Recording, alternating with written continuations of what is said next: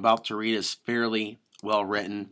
NBC News published it. It originally came from space.com. Headline: It's almost time for the sun's magnetic field to do a flip. And I'll just note before I start reading this that there's been a lot of anticipation of this flip of the sun's magnetic field, of the poles, and I think that this affects our personalities in a big way. I think this whole theme of renewal and birth and death and things of that nature, of a fresh start, I think that we see, a general theme of this in our own lives when we go through these. It's just a suspicion. It's just a suspicion. But what I can tell you right now, just briefly, then I'll start reading the article, is that I'm seeing a lot of people get more involved in alternative media. I'm seeing a lot of people start new projects, and people from around the globe.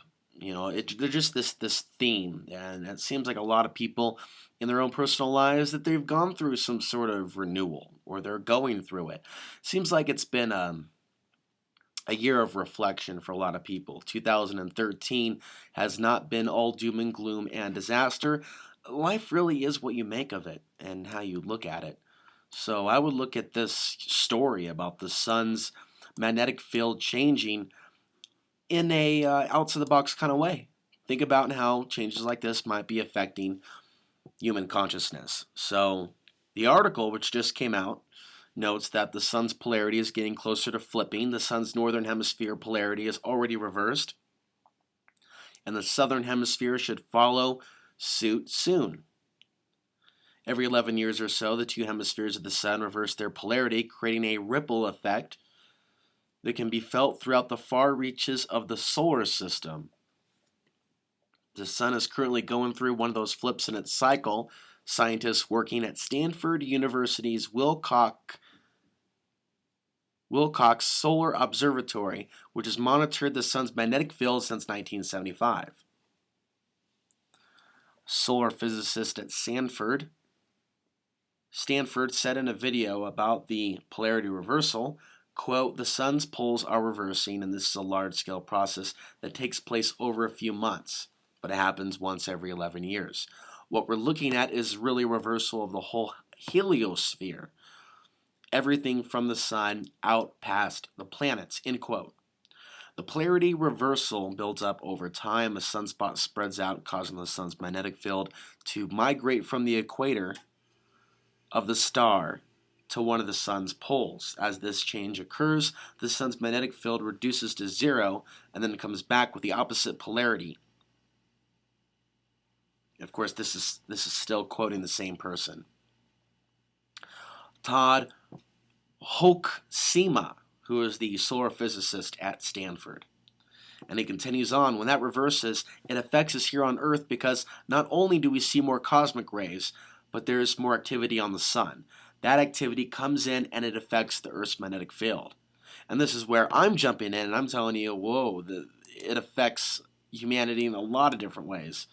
And there's been a lot of study on this, but still people have yet to really find out and even imagine how our consciousness and our actions and behavior and our moods, emotions are in so many ways shaped by these solar flares, by these coronal mass ejections, these CMEs impacting our Earth's magnetic field. As above, so below. And in this holographic reality, we could see so much evidence of this oneness aspect, of this interconnectedness. And that's what I find to be very interesting about these particular changes that we're in right now. Going back to the article, the planet's magnetic field affects technology on Earth such as GPS systems and power grids. The uptick in solar activity can also create brilliant auroras on Earth and on certain planets of the solar system. We also see the effects of this on other planets. Jupiter has storms, Saturn has auroras. All this is driven by activity on the sun. And I mentioned this in my presentation briefly. There are many changes taking place in our universe, many changes taking place within the magnetic field of many planets. It almost seems like some planets are being terraformed, either naturally or by some other means. designed, if you will, to harbor physical life at a point later on in time. It seems that way. It's something that has my curiosity stirred. Going back to the article, this part of the sun cycle is known as the solar maximum. The solar max marks the peak in the sun's activity. Usually the sun's polarity reversal happens during this period of the solar cycle. However, the reversal isn't responsible for the increased number of solar flares and eruptions, known as coronal mass ejections, usually observed around solar max. The increased activity acts as an indicator, but the polarity reversal will occur, but it doesn't cause the sun to become more active. The polarity reversal probably won't harm Earth. In fact, it could even protect the planet in some ways, according to some scientists. And that's the article. I think the sun plays a huge role in the Earth's evolution, perhaps in the evolution of consciousness. It certainly plays a huge role in new directions and changes in society that we could see as positive or negative depending on, our perspective. But we are impacted in so many ways by the cycles of the sun. I have a suspicion that during solar maximum periods, that botanical life, people involved in growing vegetables or weed, that during those solar maximum years that they have better crops than solar minimum years. And that's just a guess. When I was out in the desert, I did spend a little bit of time talking with someone, visiting someone who was involved in growing lots of things, including sunflowers. And he had these massive sunflowers. And he was just noting that, he didn't know about the solar cycles. He was just noting something about this year, something about how they're responding. I mean, he'd been out there a decade. And it's this year that they're really, really starting to grow and be the tallest they've ever been. And I'm wondering if there's a connection between solar maximum and the growth of his plants. I'm very, very curious.